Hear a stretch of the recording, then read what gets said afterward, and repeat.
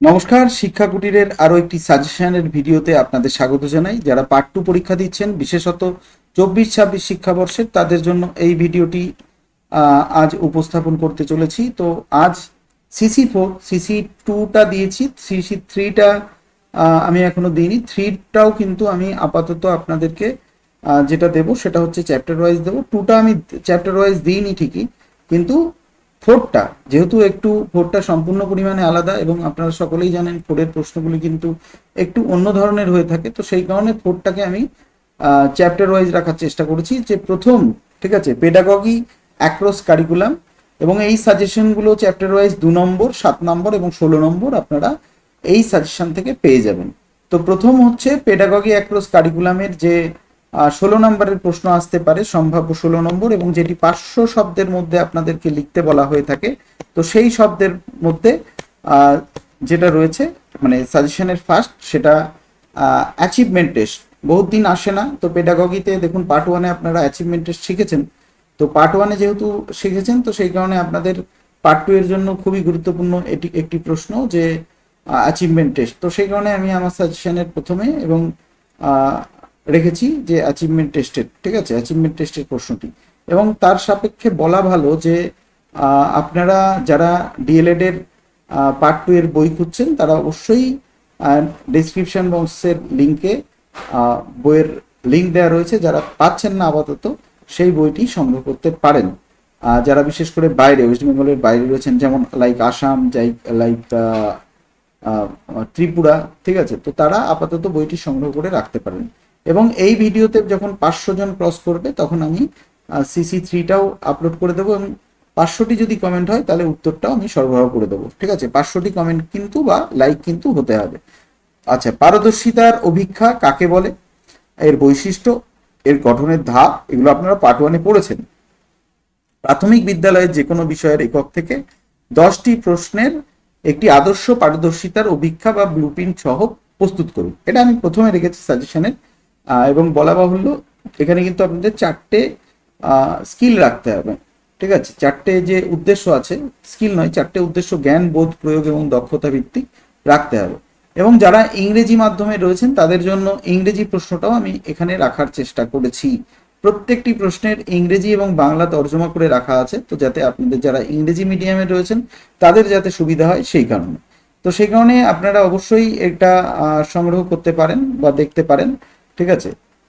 এই সাজেশনটি, ঠিক আছে, এই সাজেশনটি 500 জন দেখে ফেললে কিন্তু আমি আমার যে টেলিগ্রাম গ্রুপ রয়েছে, শিক্ষা কুটির বলে সার্চ করবেন, একসঙ্গে শিক্ষা কুটির লিখবেন, তাহলে সেখানে আপনারা পেয়ে যাবেন। প্রথম দেখুন অ্যাচিভমেন্ট টেস্ট রেখেছি, এবং দ্বিতীয় যেটা খুব গুরুত্বপূর্ণ জিনিস, ওখানে কিন্তু ব্লুপ্রিন্ট সহ আলোচনা করতে হবে। আপনাদের 1 নম্বর দাগের প্রশ্নটি, নির্ণায়ক অভিক্ষা কাকে বলে, মানে শিক্ষণ দুর্বলতা নির্ণায়ক অভিক্ষা কাকে বলে, অর্থাৎ ডায়াগনস্টিক টেস্ট কাকে বলে। প্রাথমিক বিদ্যালয়ের পাঠ্যক্রমের যে কোনো একটি বিষয়ের ওপর একটি নির্ণায়ক অভিক্ষা প্রস্তুত করুন। চিহ্নিত দুর্বলতাগুলি দূরীকরণে প্রয়োজনীয় নিরাময়মূলক শিক্ষণ কৌশলের প্রস্তাব দিন। অর্থাৎ রেমিডিয়াল টিচিং এবং ডায়াগনস্টিক টেস্ট দুবার এসেছিল 17-18 পরপর, বহুদিন প্রশ্নটি আসে না, তো সেই কারণে এবছরে কিন্তু আসতে পারে। যেহেতু গভর্নমেন্ট পরিবর্তন হয়েছে, প্রশ্নপত্রের ধরনের, মানে কি বলবো, যে ওই বিষয়গুলো কিন্তু পরিবর্তন হয়েছে, এবং এখানে কিন্তু টোটাল কনসেপচুয়াল প্রশ্ন বেশি আসার সম্ভাবনা রয়েছে রিকল টাইপ প্রশ্ন থেকেও। তো সেই কারণে আমি কিন্তু প্রথমে অ্যাচিভমেন্ট টেস্ট এবং ডায়াগনস্টিক টেস্ট রেমিডিয়াল দিয়ে শুরু করেছি। নেক্সট যেটা আছে সেটা হচ্ছে কন্টেন্ট অ্যানালিসিস, ঠিক আছে, প্রায়শই এসে থাকে কন্টেন্ট অ্যানালিসিস। আর শেষ পরীক্ষাতেও এসেছিল কন্টেন্ট অ্যানালিসিস, যে অন্তর্বিদ্যা শিক্ষণের উপযোগী বিষয়বস্তু বিশ্লেষণ বলতে কি বোঝায়, অর্থাৎ কন্টেন্ট অ্যানালিসিস বলতে কি বোঝায়, বিষয়বস্তু বিশ্লেষণের গুরুত্ব এবং ধাপগুলি কি কি, প্রাথমিক শ্রেণীর পাঠ্যক্রমিক কার্যাবলীর মাধ্যমে শিক্ষার্থীদের মধ্যে কিভাবে বিভিন্ন মানবিক ও সামাজিক মূল্যবোধের বিকাশ ঘটানো যায় তা আলোচনা করুন, ঠিক আছে। এটাও কিন্তু রেখেছি আমার 3 নম্বর প্রশ্নের মধ্যে রেখেছি। 4 নম্বর প্রশ্ন পারফর্মিং আর্টস থেকে রয়েছে, ঠিক আছে, যে পাঠ্যক্রমের সম্পাদনী কলা বা পারফরমিংস আর্ট অন্তর্ভুক্তিকরণের নীতি এবং গুরুত্ব আলোচনা করুন, ঠিক আছে। প্রাথমিক স্তরে পরিবেশ বিজ্ঞান, ভাষা, গণিত, শিল্পকলাকে সমন্বিত করে একটি গল্প বা পাঠ পরিকল্পনা রচনা করুন। গল্প বলা বা নাট্যায়নের মাধ্যমে কিভাবে শিক্ষার্থীদের পাঠে সক্রিয় অংশগ্রহণ করাবেন তা আলোচনা করুন। এই উত্তরগুলিও পাবেন, শর্ত একটাই, 500টি কিন্তু কমেন্ট করতে হবে। আমার ভিডিওতে, তাহলে পরে আপনারা এই একদম পাই টু পাই উত্তরগুলো প্রশ্নের পেয়ে যাবেন। ঠিক আছে, তো যারা CC2-তেও আমার এখনো পর্যন্ত 500 কমেন্ট হয়নি, তো সেই কারণে আমি আর উত্তর দিইনি। তো যাই হোক, এগুলোর টেলিগ্রামেও আপনারা পেয়ে যাবেন। ঠিক আছে, টেলিগ্রামে আপনারা পেয়ে যাবেন আমার যে রয়েছে সেখানে।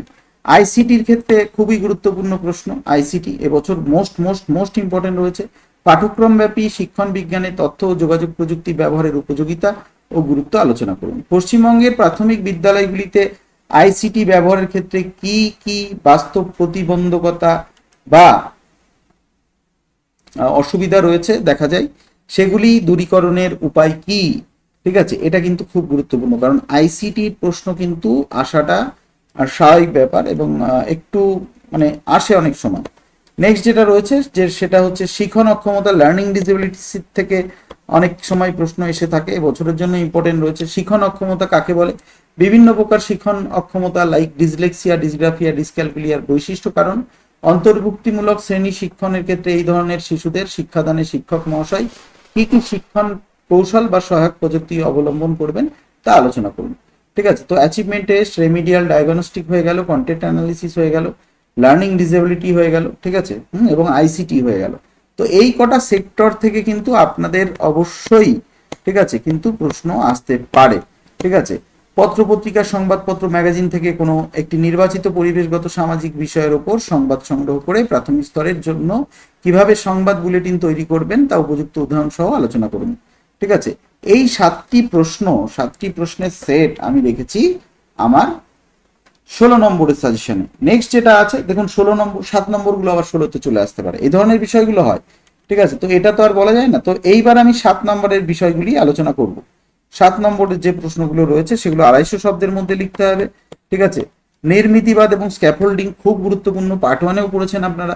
তো এই প্রশ্নটি আবার এখানে আসতে পারে যে ভাইগটস্কির নির্মিতিবাদী তত্ত্ব অনুসারে জোন জেডপিডি এবং স্ক্যাফোল্ডিং বলতে কি বোঝায়?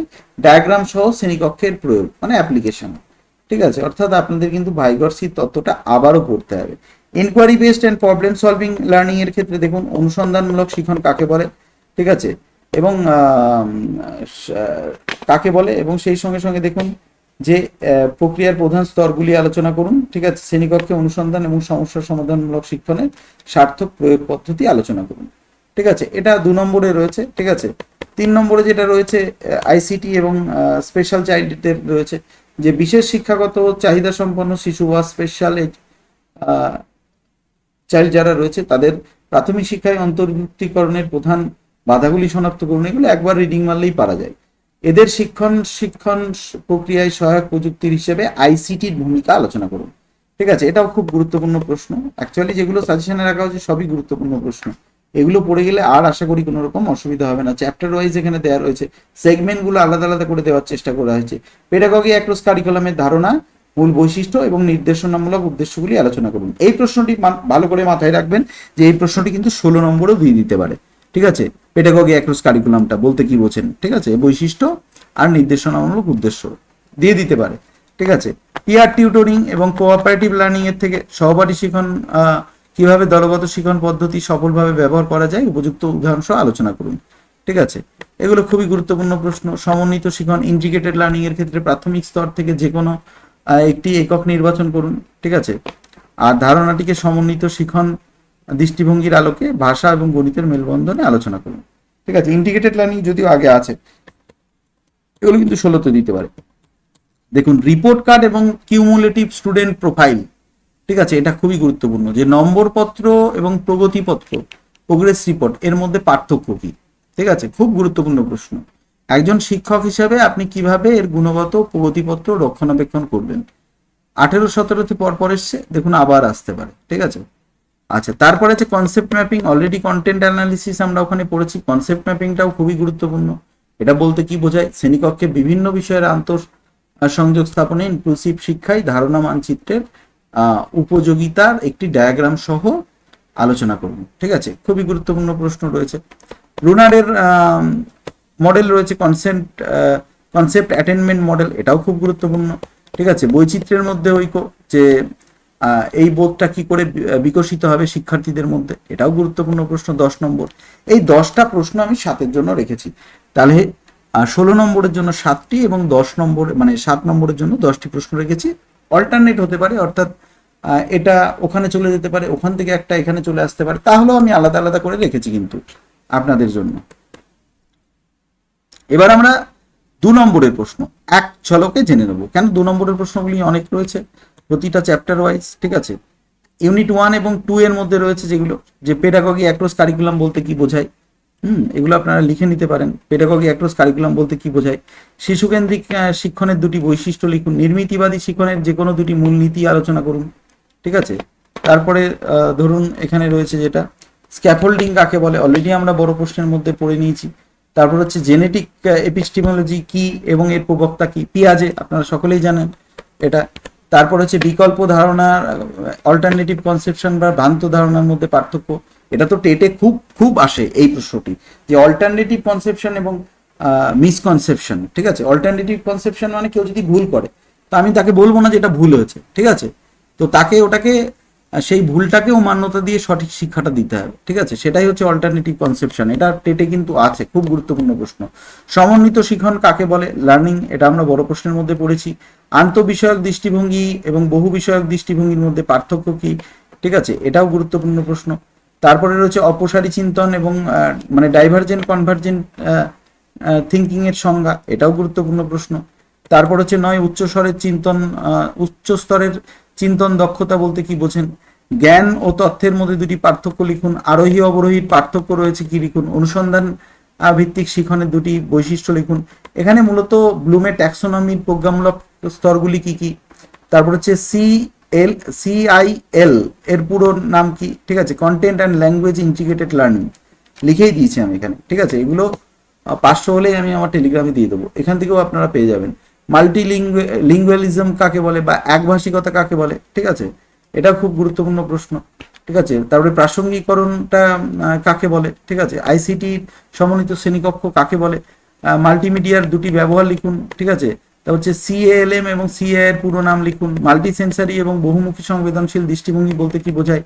শিল্পকলা থেকে যেটা রয়েছে 7 এবং 8 নম্বর ইউনিট থেকে, প্রাথমিক শিক্ষায় শিল্প শিক্ষণ পারফর্মিং আর্টস এর দুটি গুরুত্ব, কাজের পাতা বা ওয়ার্কশিট কি, ধারণা মানচিত্র কি, সুবিধা কি, নির্দেশনামূলক উদ্দেশ্য কি, বিষয়বস্তুর বিশ্লেষণ কি, 5E মডেলের 5টা পর্যায় কি কি, অন্তর্ভুক্তিমূলক শিক্ষা কি, ডিসলেক্সিয়া ডিসগ্রাফিয়া কি, সংশোধনমূলক মানে রেমিডিয়াল টিচিং কি, রুবিক্স কি, CCE কি, ঠিক আছে, এই 32টি, এবং স্টুডেন্ট প্রোফাইল কি, মাস্টার লার্নিং কি। এই 34টি প্রশ্ন কিন্তু আপনাদের জন্য খুব খুব খুব খুব মানে ভীষণ ইম্পর্টেন্ট। তো আপনারা অবশ্যই এই প্রশ্নগুলি ভালো করে তৈরি করবেন, ঠিক আছে। আর 500টি কমেন্ট হলে উত্তরগুলি আপনারা পাবেন। যত তাড়াতাড়ি কমেন্ট করবেন বন্ধু বান্ধবদের মধ্যে, তত তাড়াতাড়ি উত্তরগুলো পাবেন আমার টেলিগ্রামে। আমি সেগুলো আমার লাইভে এসে বলে যাব যে কবে দিলাম না দিলাম, কিন্তু শর্ত একটাই, ঠিক আছে, আপনাদেরকে একটু 500টা ভালোবাসার ছোঁয়া দিতে হবে অথবা কমেন্ট করতে হবে, ঠিক আছে। চলুন ভালো থাকুন, পরবর্তী 3 সাজেশনটাও আমি দিয়ে দেবো।